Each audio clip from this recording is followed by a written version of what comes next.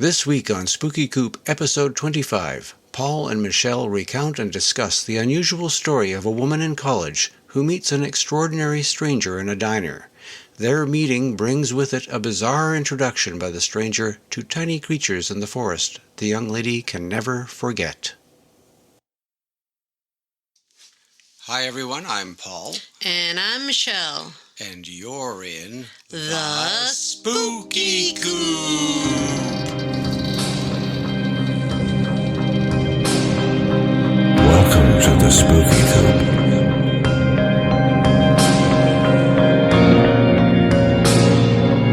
Hope you're not chicken. Hey, Paul. Hi Michelle, how are you doing? Oh, not too bad.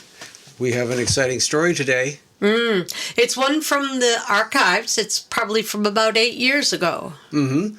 So I thought we'd pull it out and dust it off. Yeah, I read some of the byline from it. It sounds awesome. Yeah. This is a subject that is near and dear to my heart. Yeah, and one of the reasons why I dug it out is I thought it's really interesting, and I don't think people talk about it as much. It's one of the more unusual cryptids, very common, and a lot of the people who are in the indigenous people would probably be, that's really common, but a lot of the people who aren't indigenous would be like, wow. Well, considering most of the time that you experience it in the forest or in the countryside, it only makes sense that people who are living out in more rural areas would experience it. Anyway, please tell us about it. All right, this is an interesting story. It happened to a woman who was in college probably 10 years back now. She had been out at a little diner in the town where she lived, and she was sitting there. She had a big exam that afternoon, and she was sitting there studying, just sitting at a table, studying, waiting for someone to come take her order. Mm-hmm. And then she said some fellow walked in, and she said he looked like he walked right out of the 60s sort of hippie era. He had the long, flowy outfit with the shirt that was kind of weaved and tied in the front. Mm-hmm. He had long, kind of wavy yellow hair, gold hair. He had the whole outfit. Yeah, the whole outfit. The whole package. Carrying a guitar with stickers on it. Right. And, and the puka beads, everything. Right. And when he walked in, he looked around. She said the whole place went silent and looked at him. And he sort of looked around and smiled. And he came over and he sat right across from her where she was sitting at her table.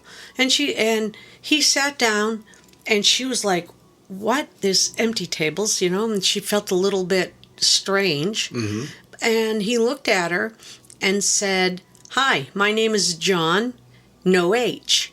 Like Jon. Like Jon, okay. Yeah, he said, hi, my name is John, no H. Uh-huh. And she said, hi, my name is Tammy, no time, I'm studying. Right. Because she thought he was there, like, going to, tell her about his new religion and ask for money. Right. All right. Now, Tammy's not a real name. I just made that up on the fly.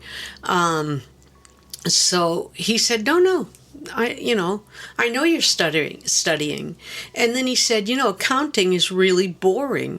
You should have listened to your heart. You wanted to go into nursing, and you would have been a lot more happier if you had gone into nursing instead of listening to your dad and become an accountant. Mm-hmm. And she got really kind of weirded out because she didn't know this guy. Yeah, was he stalking her or what? Yeah. He looked odd to begin with, so your radar would start to go off. Yeah, and then she figured she's got an accounting book in front of her, so maybe he figured out that part. Right. But how did he ever know that she really wanted to go into nursing, and her father kind of pushed her into accounting? That he's like, that's where the real money is, type of a deal. Right. And so she was kind of a little out from that, and she was a little bit strange. The guy was making her nervous, but there was something about him that was warm and felt welcoming. And so she was a little bit, on the fence back and forth? Yeah. It's one of these people who has an odd type of charisma. Yeah, he had a very welcoming energy, welcoming charisma. Right. And so, she said, well, I'd really like to talk to you, but I have an exam this afternoon. and it's only in a few hours, and I've got to, have my breakfast and study and then get back to school to my exam. And he was like, oh, that's, something nice, but don't worry about it. You're going to pass your exam. You know all this. Just relax. And he was, talking to her, and he just kept talking while she was studying. And it was really annoying her, but she kind of was, it's like his words were very soothing. And she said it was very confusing. And then when the waitress came to get their order, she went to order her breakfast. And he looked at her, he said, do you mind if I order breakfast too? Because I haven't eaten since yesterday morning. And he said, and I don't have any money, but I'll show you the most wonderful experience you've ever had in your life, something that few human people on this planet have ever seen. And her radar must have gone wild at this point. My radar would have went wild. But she said, despite everything that her brain was telling her, her heart said, sure, okay, I'll pay for your breakfast. And that really, she sat there and wondered, I don't know why I did that. It was going to be like almost 2 weeks till I got another paycheck. Right. And, and I have to live on what I have, and I don't make a lot of money. He must have had a very hypnotic personality, this guy. Yeah.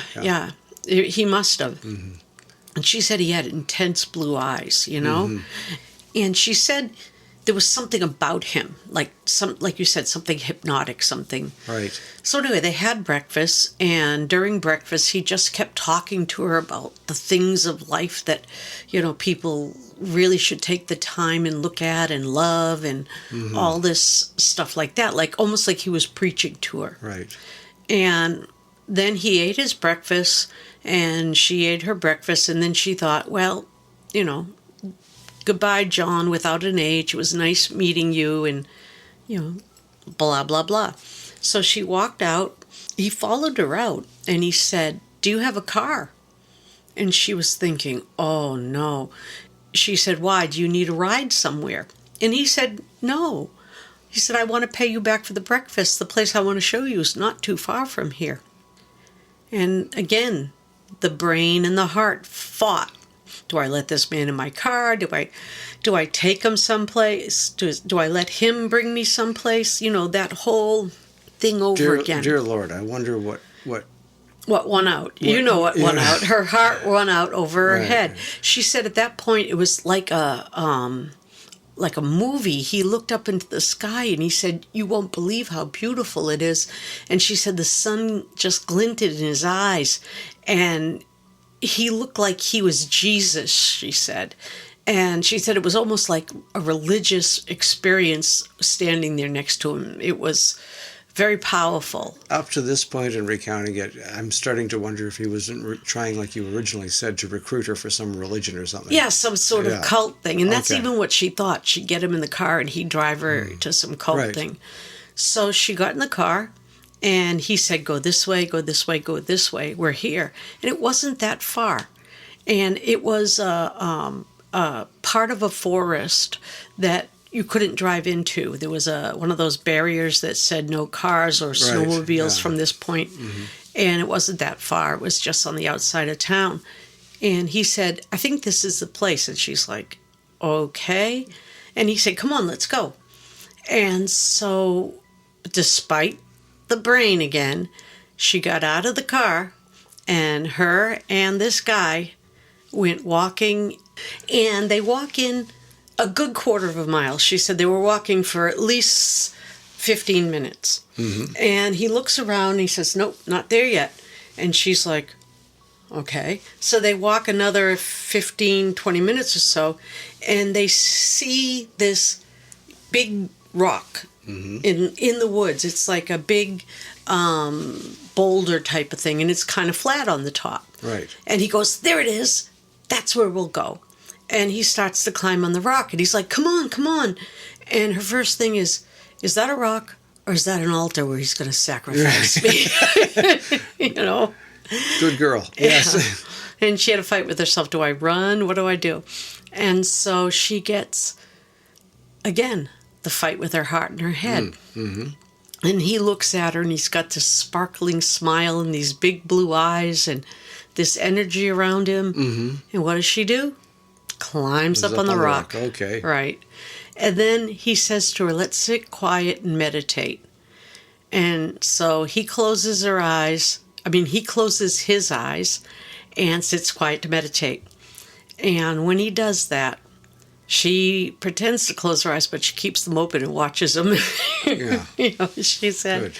And all of a sudden, everything became very quiet. You couldn't hear like animals, like squirrels or anything jumping in the leaf litter or whatever. Because, this is the woods. This isn't raked up woods. This leaf litter and everything from years. And then he puts his hand out and turns his whole arm out, puts his hand palm up. That's how she described it. And he said something, I think she said, it was like, to be, like, and he started singing, to be. And as he started singing this sort of refrain, all of a sudden, she said, these big balls that look like fireflies, like greenish, like you see fireflies in June. Yeah. Little greenish, sometimes yellowish sort of things. Yeah, big ball, but they were big. Big, yeah. Yeah, I mean, not huge, but like basketballs. But she said they were good size. They were smaller than golf balls, but they were big. Right. And they started like fluttering around. Yeah. What color were they? I don't know. She said they were like a green-yellow. Green, yellow, or I don't know, greenish, yellowish. Okay. They were like, and there were some that were like an orangey yellow. They were all like the color of fireflies, like you'd normally see fireflies. The different range of firefly color. Gotcha. And they were bigger, and they were flying around. These are like Schwarzenegger fireflies. Big. Yes. Not we. They were big. not we or tiny. Okay. No, these were big fireflies. What she thought was fireflies. Okay. These were big like fireflies, and they were moving around, and they weren't going off and on like fireflies. They were staying lit. Oh. And they were just flying around like fireflies. I guess, she was like, wow, what kind of I can't say it. What kind of fireflies are those? And he just kept singing this refrain of to be, and then one of them landed on the palm of his hand, and he brought the palm of his hand close to his face, and he kissed it. He kissed the firefly. Okay. And she was like, quite remarkable. Yeah, and she was stunned, and he said, "Here, you kiss it." And he put it over towards her face, and she said inside of it there was a tiny little person, and she screamed so loud the thing fell off his hand, and all of the lights went back into the forest. Really? Yeah. And at that point, she couldn't believe what she saw. She was like, "Did he drug my breakfast? What's going on?" Understandably, yeah. And then he was like, "Oh, you scared them. You scared them away." And she felt really bad at that point. It was like awful. But she didn't even know if it was real on the other hand. Right. And so she said, I'm sorry, I guess. I mean, if they're real, can we make them come back? He said, of course they're real. I told you I'd show you something that nobody else really knows about. I mean, they're everywhere around us. He said, wherever there's a forest or a certain type of glade, that's where they are. And he went on to explain that in Europe they call them fairies, or they call them fae, and the Native Americans around have always seen them. Sometimes they call them the little people, or the little people of the forest. Yeah. They're everywhere. Right. You just have to know where to look. And he said that the song he sung brought them out. And so she said, can we try it again? And so he said, sure. And he started singing it again. And he said, why don't you sing it with me so they'll know that this time you promised not to overreact. Right. And so she said, okay, I'll do my best not to overreact. He said, okay. And they started singing it. And it took a little while longer, but the people slowly started to come back. And they flew close to her, and she saw that some of them looked like they were dressed like farmers, with almost like human farming clothes, like little overalls and little farm dresses like people wore in colonial times. Not colonial times, but you know what I mean here, like the going west times. Right. Some of them had little delicate dresses on. Some of them were dressed more like you would think if you thought of fairies. Some of them were dressed they were dressed in all different styles. Some of the children were just running around in what looked like diapers, or were running around like naked. And they all had little fairy wings, like gossamer wings. And she couldn't believe it. She thought, wow, this is going to be a hallucination, but it really wasn't. Not for her. This is something that was something that right. was real to her. And then they started singing. He got out his guitar, and they were singing different folk songs, and some songs she knew, some songs she didn't. And she said it was amazing. It was almost like a party. And the little lights were dancing around their heads, and they were... That's interesting. That, they were actually navigating close to them, around them, not leaving and flying off in some... No, it was like a little light party. That's interesting. Yeah, she said it was almost like at some points like the lights were dancing with each other, like weaving around, and they sang, and she was having such a good time. And then all of a sudden, she heard a tiny little squeaky voice, almost sounded like a cartoon mouse, very high pitch, say, "You better get back to class." And like it knew, and it snapped her out. And she looked at the time. She didn't say, I don't know if she had a phone or if she looked at her watch, whatever. And she realized she had less than 30 minutes before she had to get back to her class. And it would take her longer than that just to walk to her car. Right. And she was panicked. And he said, don't worry. He said, you'll get there. And she didn't know what to do about it. And he said, if you worry about life, nothing good happens.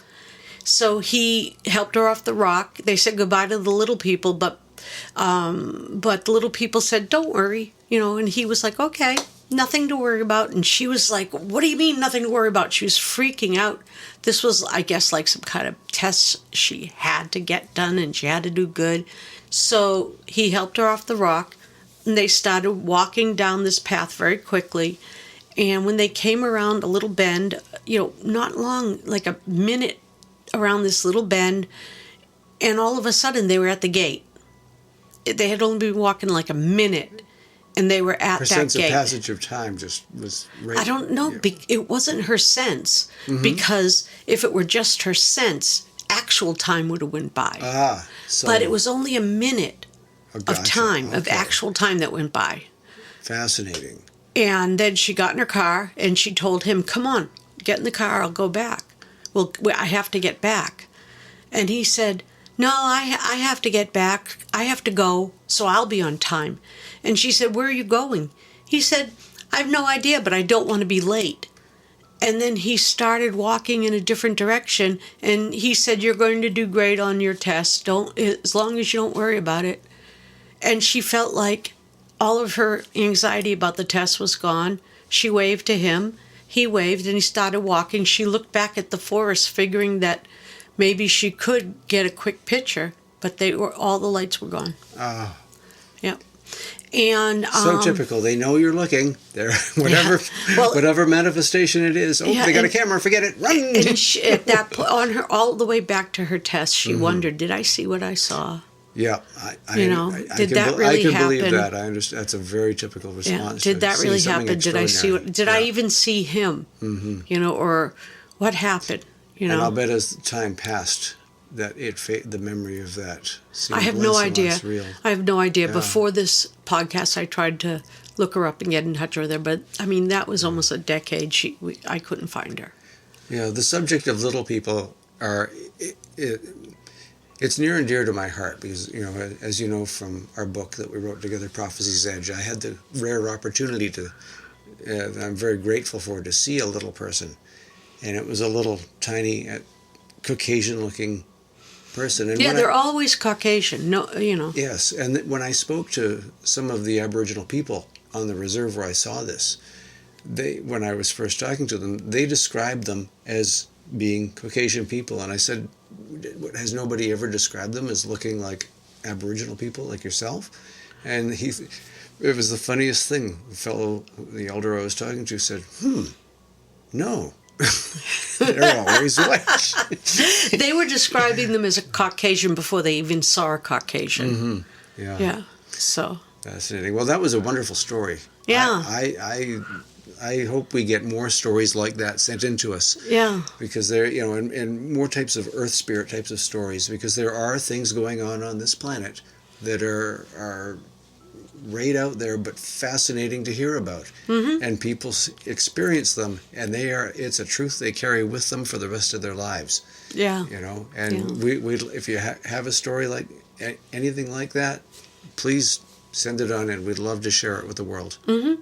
Yeah, if you have any story that you have about anything, send it to spookycoop@gmail.com. Yeah, send it to spookycoop@gmail.com. We love any story that you have. Yeah. If you're looking for a place where there's an open mind, you've got two really open minds here, because we've heard it all, we've seen it all. Yeah, we've done most of it. And we've done most of it, that's right. So Anyway, thank you, dear audience, for tuning in. We're really grateful for your patronage. We wish you all happiness, good health, and a week of... And a winning lottery number. And a week of hope and wonder. Until next time, when we see you in the Spooky Coop.